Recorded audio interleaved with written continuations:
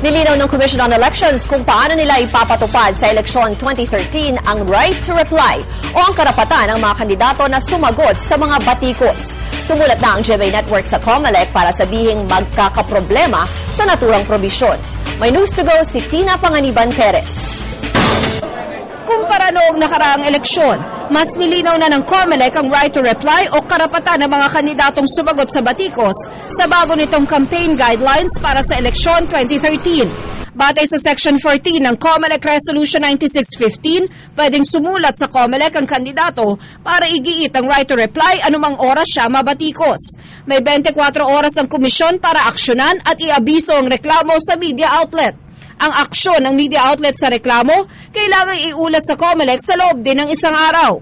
Ang sagot ng kandidato sa batikos, dapat lumabas sa parehong slot sa programa o pahina sa dyaryo kung saan lumabas ang batikos sa kanya.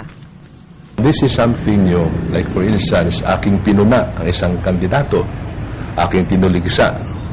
And para sa kandidato, that is most unfair. So, pwede kang mag-right to reply doon sa humupuna o nagtutulig sa iyo, in the interest of due process. All complaints will be forwarded to you for your comment, but not all will be subject to a requirement to give them that. Kada kaso kasi, iba ang trato. Gaya halimbawa, pag ang mismong kandidato ang tumangging magkomento ng kuna ng panig ng media. If let's say, mayroong nagreklamo, and then we find out or we're informed that they were actually given the opportunity to speak and they declined, wala na, tapos na yung istorya. Sumulat na ang GMA Network sa COMELEC para sabihing magkakaproblema raw sa right to reply provision. Nakikinita ng istasyon na maraming akusasyon ang ibabato ng mga kandidato laban sa isa't isa. At dahil limitado ang oras sa pagbabalita, baka maubos lang daw ito sa kagustuhan ng mga kandidatong pagsalitain sila.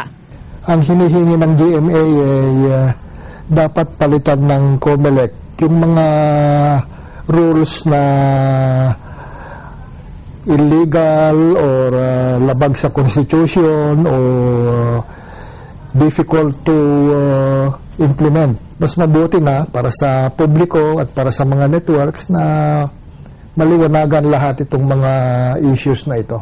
Kabilang din ang right to reply provision sa mga kinwestiyon din ng kapisanan ng mga broadcaster ng Pilipinas o KBP sa sulat nito sa COMELEC. Ever since, ang posisyon ng KBP sa right of reply naglalabag din sa karapatan natin sa media.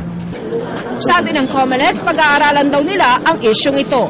Tina Panganiban Perez, GMA News.